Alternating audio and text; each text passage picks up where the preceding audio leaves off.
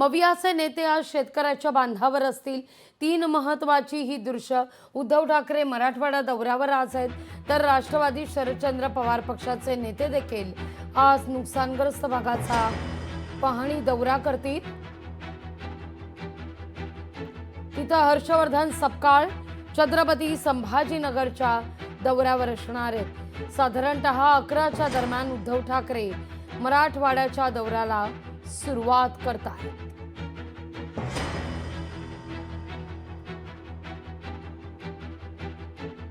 उद्धव ठाकरे मराठवाडा दौऱ्यावर असतील। नुकसानग्रस्त भागाला ते भेट देणार आहेत। पुराचा फटका बसलेल्या गावांची देखील पाहणी करतील। पुराचा फटका बसलेल्या लातूर, धाराशिव, बीड, जालना आणि छत्रपती संभाजीनगर या 5 जिल्ह्यात ते पाहणी आज करणार आहेत।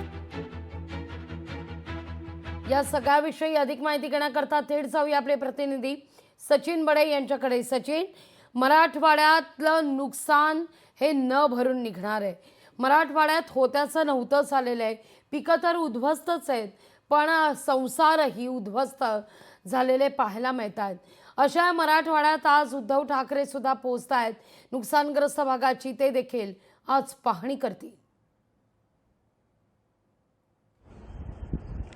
लागवीजी काल विरोधी पक्ष नेते पाहिलं तर बांधावर गेलेले होते। आजही बहुतांश नेते बांधावर आहेत। अशामध्येच शिवसेना उद्धव बाळासाहेब ठाकरे पक्षाचे सर्वेसर्वा उद्धव ठाकरे हे स्वतः बांधावर जाऊन पाहणी करतायत।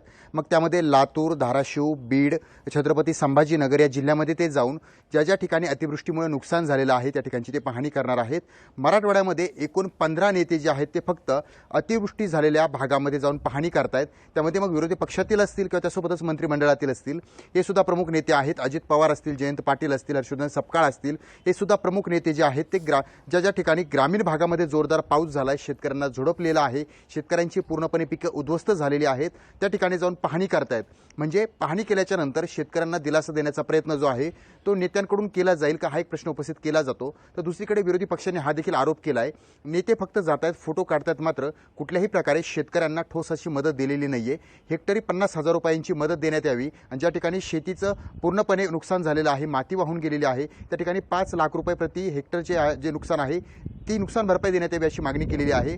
त्यामुळे उद्धव ठाकरे हे स्वतः मराठवाड्याच्या दौऱ्यावर आहेत। ते जिल्ह्यांमध्ये पाहणी करतील, ज्या ज्या ठिकाणी नुकसान झाले त्या ठिकाणी पाहणी करतील आणि सरकारला जे आहे ते धारेवर धरतील, कारण शेतकऱ्यांना नुकसान भरपाई मिळावी यासाठी ते प्रयत्न करतील। तर दुसरीकडे विरोधी पक्षातील नेते देखील आता बांधावर जात असल्याचं पाहायला मिळतंय।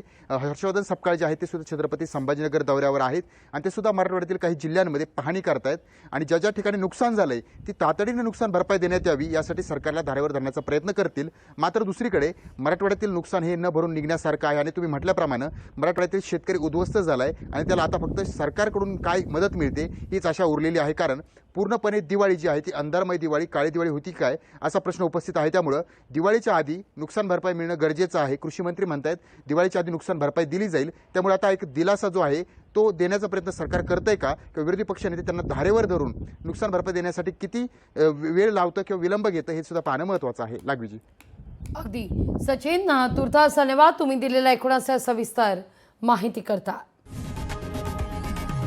लोकशाही मराठी ऐका, पहा, जागरूक रहा।